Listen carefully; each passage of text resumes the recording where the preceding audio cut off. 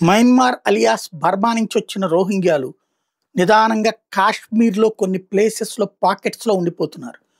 వాళ్ళు అక్కడికి ఏ ప్రాంతానికొచ్చినా అక్కడ ప్రమాదమే. ఇదివరకు ఏదైతే హిజ్బుల్ ముజాహిదీన్‌లు దే ఏదే రకరకాలైనటువంటి లష్కర్ ఎ తోయిబాలు ఇట్లాంటి తీవ్రవాద సంస్థల యాక్టివిటీని ఇప్పుడు కంట్రోల్ చేసి వాళ్ళ సానుభూతి పరుల్ని కంట్రోల్ చేస్తే, ఇప్పుడు కొత్తగా ఈ బ్యాచ్ వచ్చి అక్కడ సెటిల్ అయ్యే ప్రయత్నం చేస్తుంది.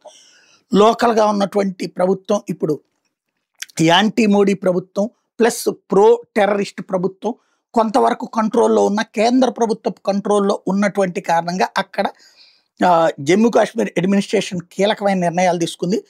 ఎక్కడైతే అక్రమంగా నివాసం ఉంటున్నారో రోహింగ్యాలు వాళ్ళకి ఇంతకు ముందే ఆ ప్రభుత్వాలు ఉన్నప్పుడు ముఫ్తీ ఉన్నప్పుడా లేకపోతే గనక అబ్దుల్లా గతంలో ఉన్నప్పుడా వాళ్ళకి వాటర్ ఏర్పాటు, ఎలక్ట్రిసిటీ ఏర్పాటు చేశారు.